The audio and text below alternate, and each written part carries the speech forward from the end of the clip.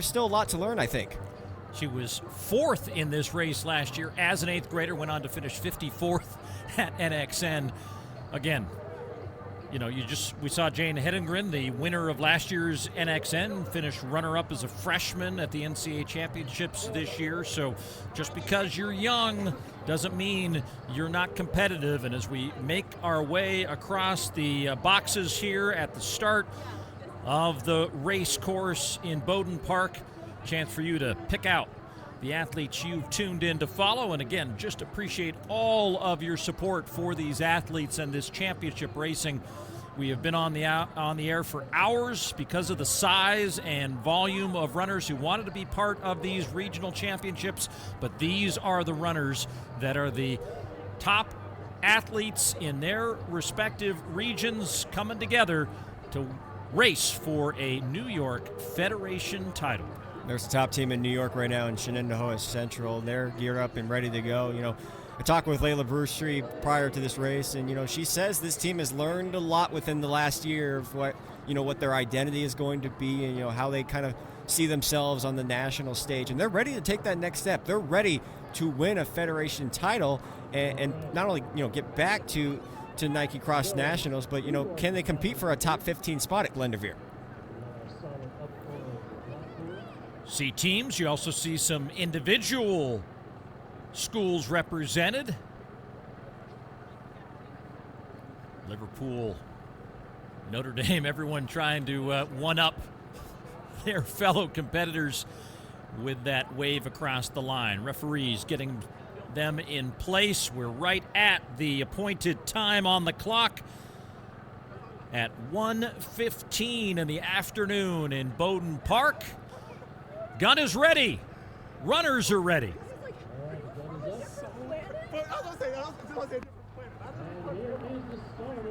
Bowden Park in 2025 playing host once again to the New York Federation Championship and the Nike Cross Regional New York Championship. The girls racing at 5 kilometers. Course record 16:45.2. Can you guess who has that? I can guess. Caitlin, too. Good guess. Thank you. Yeah. Oh, okay. I didn't know if you wanted me to guess. Well, no, yeah. I mean, that's if we're talking about the best of New York. Let's not forget about the greatest to ever lace it up here in this state. Well, and that time on this course is on the shadows of remarkable, given just kind of what these girls will face over the course of this 5 kilometers. We'll have, after we show you everyone who's racing today, get you back with that course tracker and as well the elevation tracker, which is pretty easy to tell where the biggest challenge lies ahead for these athletes, and that will be that climb that will be coming up halfway through the race. Got Layla Brewstry there in that second position, leading Shenandoah Central right now, and get an idea to see who. I believe that's 594, Paul. Yeah, Malia Kupchenko of Williamsville North being a little aggressive here in the early going, and Busri trying to cover that move. But again, we've seen some different strategies employed in this race. One thing you want to do, if you even consider yourself one to be part of that top 5 individuals, is try to get up in the front here, because it's so narrow and there's just so much traffic if you're wanting to try to get back into the mix. And it's crazy to think that 5K, yes, it is a long distance, but it goes by in a blink of an eye, and you really have to be conscious about the decisions you make early on in the race. And with someone making a move like this young lady is right now and putting herself in a position to get away from the rest of the field, maybe that might play in her favor, maybe it might not. A senior like Brewstry, who won the Class A title last week individually, has had a great season as a whole, and as I said, is ready to take that next step and claim a Federation title. Last year, Zariel Makia got to get that title. An opportunity for Brewstry this year to follow in that footsteps. Gator has to pull off right by this playground area because of the conditions of the course on this first of many climbs over 5 kilometers. So we keep the cameras here on the rest of the field. and then we'll move that gator back into position, pick up the leaders coming through almost 3 minutes into the racing here. You can see on the athletic course tracker where the athletes are embarking on in this course right now. So they're making that long, or that loop around to come back towards where we're at, where the gator's at right now. You can see that they'll be approaching that hill part of the course. Again, kind of make or break the championship race, but get to see here momentarily when the rest of the competitors make their way down that downhill slope, and it still continues to be our early leader out front. Yeah, Kipchenko, who was the Section 6 champion a couple of weeks ago. In fact, she has only been beaten once this year, and that was back in September when she was 4th at the McQuaid Invitational, of course, at the state meet last week. If you can find those results for me, Keenan, but we'll also give you how she performed at the state level. But, you know, all these sectional winners kind of brimming with confidence as they come into this Federation Championship race. But now she is starting to relinquish the lead as Busri on the left and then Wasserman on the right began to assert themselves in this first major climb of many as they are ready to start to attack that mountain in Wappingers Falls, New York. You got Sadia Berkovitz there as well from Ithaca onto the outside shoulder of Wasserman, wearing the yellow and the maroon top. So be interesting to see how these girls kind of play this first big challenge, well, I should say second big challenge of this course, and what is a mixture of, you know, dirt, mud, gravel, roads. Kind of just have to see what happens here once they, you know, reach the top of the mountain. Lexi Cole also in this race. She's on the left side of your screen. That's bib number 351. She was 7th in this race a year ago and 4th at the state meet in Class A. You're going to see a lot of the presence of the Class A runners because, one, that is the highest classification and perhaps maybe where the best talent is at. But in the case for someone like Wasserman, she was actually in the Class B race and won that race by 9 seconds over another gal that's in this race, Maddie Laeza. So, and again, as I said, Wasserman had the fastest time out of all the competitors at the New York State meet. So you got two of the fastest competitors side by side with each other coming up here on top of the hill. Fiona King on the right side of your screen, bid 457 out of Northport. So it is a large group here in the lead pack. Let's say it's 9 girls here with a little bit of separation back to the rest of the field. A little bit of looking around now as they're going to near about 6 minutes on the clock. We'll have halfway split for you to reset the field and also that all-important team race. But as the crowd lines up here, the cowbells in full rattle mode as they, again, start to climb up to the top of this mountain in New York. And you just have to attack this part with patience. You can't just be super, super aggressive because you know that the rest of this race is all going to be downhill, and that's where you really can take advantage of that part of the course and kind of just let it rip downhill. So be patient on this uphill portion of the course. Kind of just let it come to you. And, you know, even if someone does have a couple strides ahead of you, it's not the end of it because we're not even halfway home yet, Paul. After mentioning her, Fiona King now up and trying for the moment to take the lead in this race. She was 4th in her sectional championship a couple of weeks ago. And they'll make another turn here. Gator will stop off for a moment here as they come out into the opening once again. They'll continue along, and we'll keep an eye on that group in the lower screen as that crowd works its way up to this kind of first major plateau of the climb, but still a steep one to come here as the leaders move along. Got a camera that'll pick them up here in about 30 seconds as they'll make that tightest and highest climb of the day. The rest of the field now coming into view. Kind of one pocket of runners, then another pocket, but things have kind of separated a little bit. They are, and this is the part of the course where we, emphasize a lot. This is where, people make decisions, where people start to break away from each other. And I've actually seen, not that we're going to see it in our front pack, but some people have started walking up this hill because that's how hard this course is, Paul. It gets to you so early on in the race.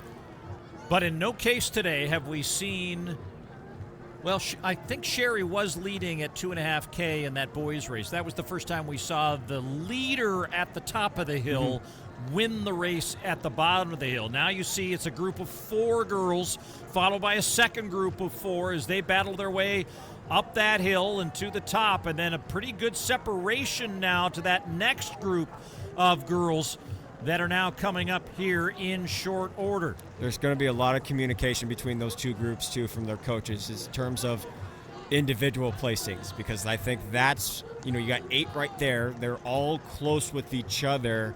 That conversation is going to start here pretty soon, and you can see kind of some athletes walking up this hill a little bit. As I said, it's not an easy climb whatsoever. Well, and this is the group that's like the top 40, top 50. Yeah, this is the best of the best in the state of New York. This is, they call it the Federation Championships, but really it is the meet of champions. And we got finally 2.5 kilometer splits, and just look at how close this group is. 8 of them within 3 seconds of each other. And Fiona King officially the leader at the halfway mark, ahead of Bushri, Wasserman, Leza, and Cole. That is your top 5 as they will emerge off the hill momentarily. Got that camera on them. Now we see them come into view as they really open up the stride here as they fly down the backside of the hill in New York. And that's, again, patience. You have to wait until you get to that part of the course to kind of just let it rip. And, you got Brucery right there. You got King on the right side. They're flying everywhere, Paul. There are 8 girls, like as I said, within 3 seconds of each other, and they're just flying. And watch this turn, too, because you also we've had in the last few races runners that were coming up the hill still, though it looks like the leaders have made that turn without any traffic in the way. Bushri with that signature bounce in her stride, trying to hold into contact with Fiona King, who has the lead right now in the second half of this race, maybe a 5-meter lead over Bushri. Berkovitz has made up a lot of ground, too. She was 6th at 2.5 kilometers. Now she's moved herself up into 3rd. Again, waiting for those team races. Both Shenendehowa, Northport, and Bethlehem have all 4 of their scorers across that timing mat. Guilderland now, it's actually the team that has all 5 of theirs. So we're waiting to see now what that team race looks like. Yeah, timers have to pull out the results of the individual athletes here to score those team races, so those scores will often be dynamic, as Bethlehem currently with the lead with 34 points, but likely to change here quickly as they'll pull a lot of those individual runners out here in the next 30 seconds or so. And look at the team race now, Paul. We have not seen Shenendehowa at all. Look at it now. 3 points separate our top 2 teams. A battle for a Nike Cross Nationals ticket is on the line now. Girls have had a little bit more success with at-large bids in the history of Nike Cross National, 13 of them in total, but they haven't had one since Liverpool got a ticket punch back in 2018. But right now the battle is for the individual title as well, with Fiona King of Northport, Layla Bushri right there alongside.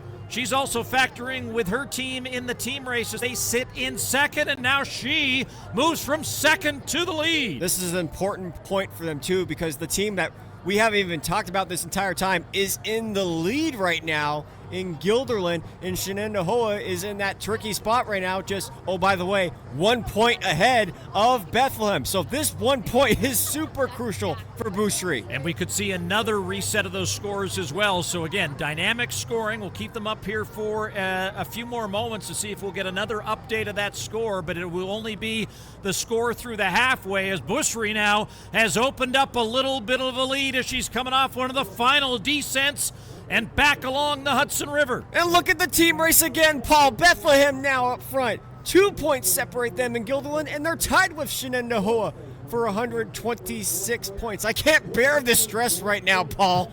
And the tiebreaker would go out to the higher of the 2 finishers in the 5th spot, and Guilderland right now, a great spread between their group 5th, 18th, 32nd, 35th, and 36th.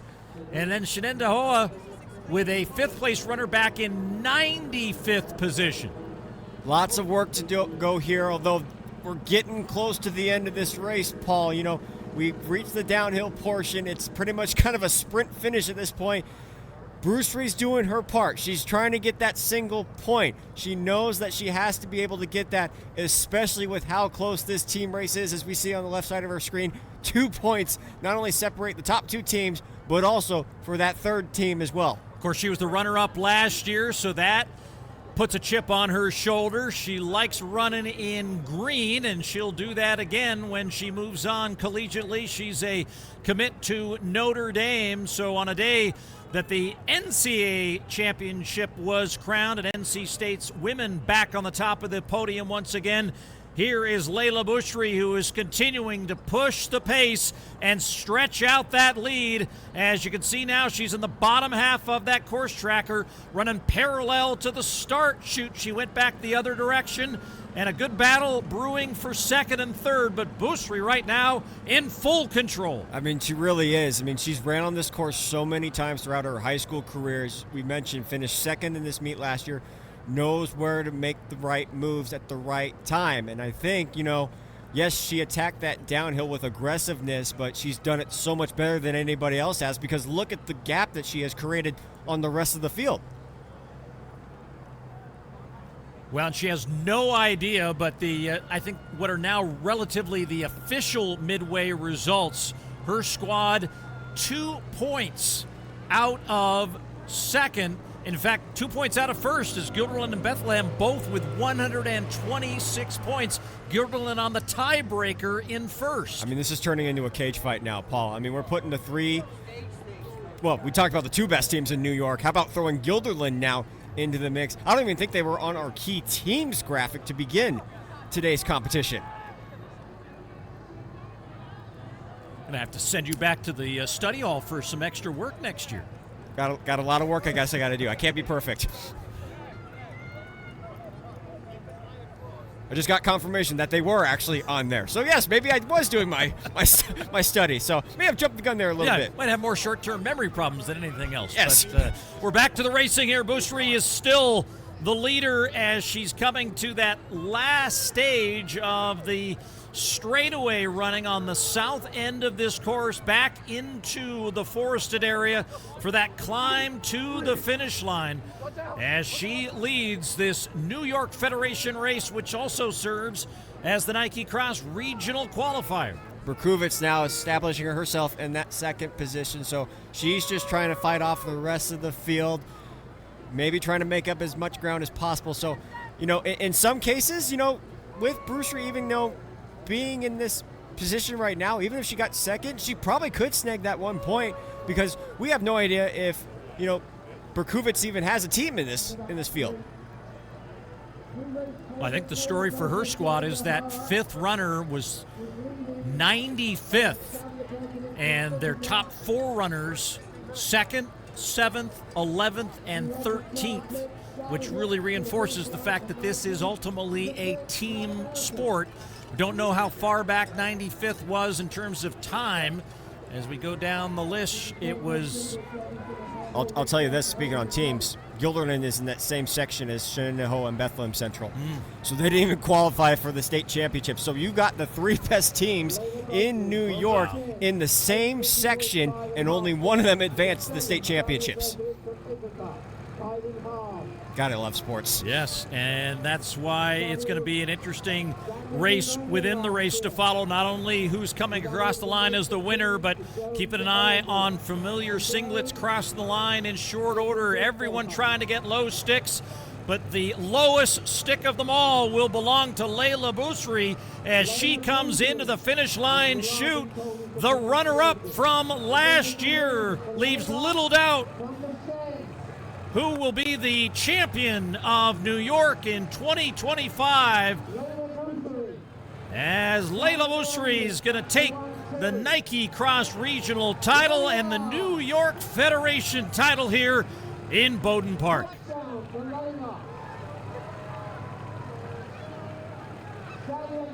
And a big improvement too, Paul. Ran 18:22 on this course last year to finish second to Zariel Makia and was well under that 18-minute barrier. In fact, so many girls are going to be under 18 minutes today. Leza finishing up. Addison Velkoop, one of our favorites coming into this race, also in that top 5.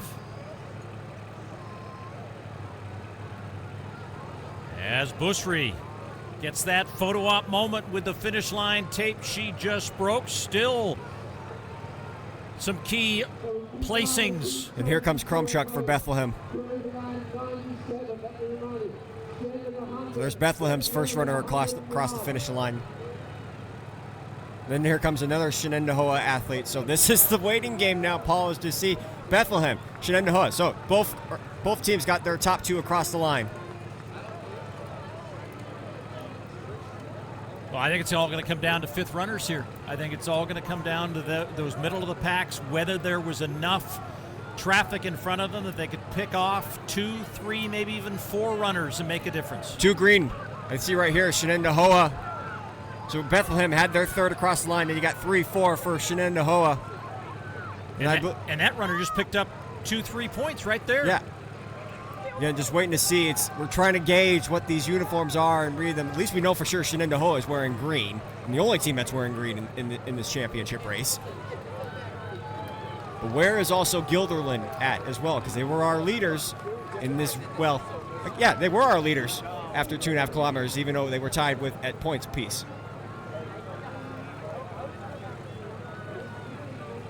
So the rest of the field flying to the finish line as we wait for the 5 runners from our top teams, as, again, that will take some revising of the results in real time. But meantime, we've got Layla Bousri with Charles Hicks at the finish line, our winner in the girls' race.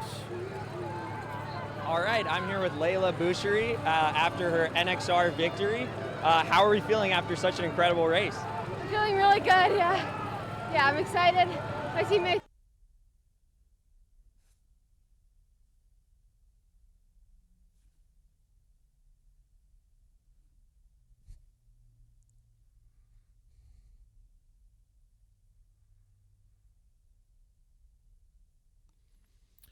Apologies for that little technical glitch on the interview. We'll try to get back to Charles and Layla here in a moment, but you know, her ability to come back after a second-place finish last year and win it all. She gets another trip back to Nike Cross, and now she can think about, okay, did my job here, one spot better. How do I get better in 2025 when it all matters at the end in Portland? She was 12th at NXR back in 2023, runner-up last year, 59th at Nike Cross. There's, as I said, you know, taking those next steps and, you know, improving upon what you did in each of those races. You mentioned, you know, 12th as a sophomore, 2nd last year as a junior, champion this year. Then you go to national, you finish 59th.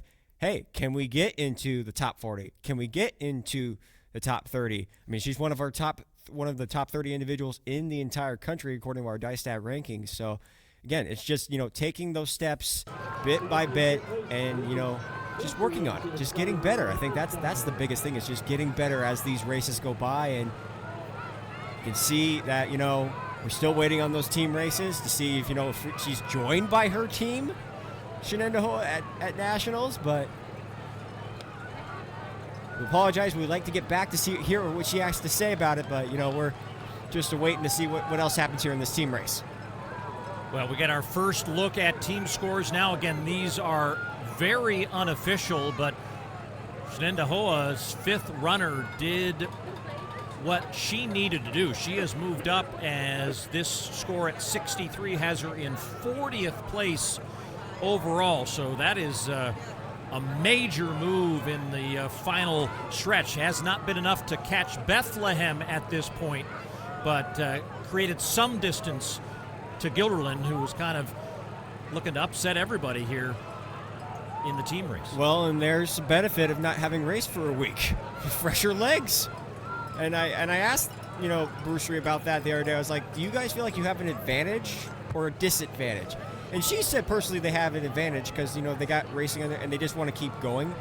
But when you have an entire week off to prepare for a meet like this, and I'm sure their coach just, you know, kind of sat them down. It's like, listen, guys, we have this entire week to kind of work with, you know, maybe go through some, maybe a little bit of intense running and some workouts, but fresher legs at this point kind of paid off for Bethlehem.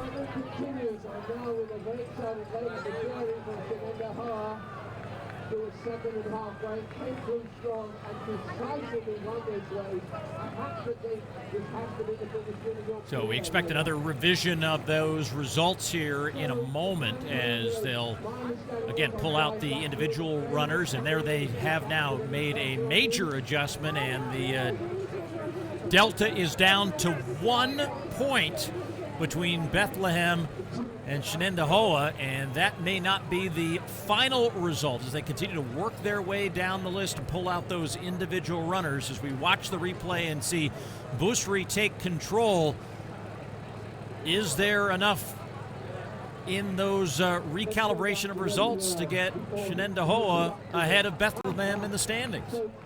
I said 1 point might be the difference maker in this race, Paul, at least from a team aspect. And for sure we know Shenendehowa got that 1 point with Busri getting that individual win. But again, with more results populating on our screen and more scores kind of continuing, can that change potentially? 100 points right now for Bethlehem and Shenendehowa, 101. We'll wait for those results to be revised as we keep an eye on these finishers here, every one of them to be congratulated for their effort on this championship Saturday in New York. They made it to the line for the top section in the championship race. And we now have a revision of those results, Keenan, and look who's on top. Just threw my headsets on the ground because I'm like, well, what did I say? 1 point was going to be the difference maker potentially in Shenendehowa getting this win. And especially when you add so many more teams in the field, that just makes the points so much harder to get. Their section may not be as big as this field at the Federation Championship, so there's probably a little bit of a gap between both of those two teams, but you know, more and more teams means more and more point opportunities, not just for them, but for other teams to get a hold of. This is like kind of like my mic drop moment when I said 1 point. Well, we had a great finish on the boys' side in the individual race. A little less drama in the girls' race individually, but more drama in the team race. So that's a kind of a fun way to see how these two races unfold. And the best news, so we've still got 2 more championship races to come as the Northeast will tackle the same course here momentarily. It's just a big weekend in general. I mean, we have so many great races here on runnerspace.com this weekend. You know, the Southeast has already concluded with their championship races. An epic Southwest battle is going to be on here pretty soon. That boys race, gosh, I mean, you got Oliver Horton, Jackson Spencer, and Johannes Van Meerten in that race. That is going to be a dogfight. But I am curious to see, you know, what, you know, Brothers Track Club can do, continuing their legacy here in the Northeast, as well as, you know, can Paige Shepard, with the addition now of Sophia Thompson back into the lineup, is Union Catholic not only a podium team, but a national championship contender. All those storylines to come here as we will prepare you now for the Northeast Championship races. Let's check back in with the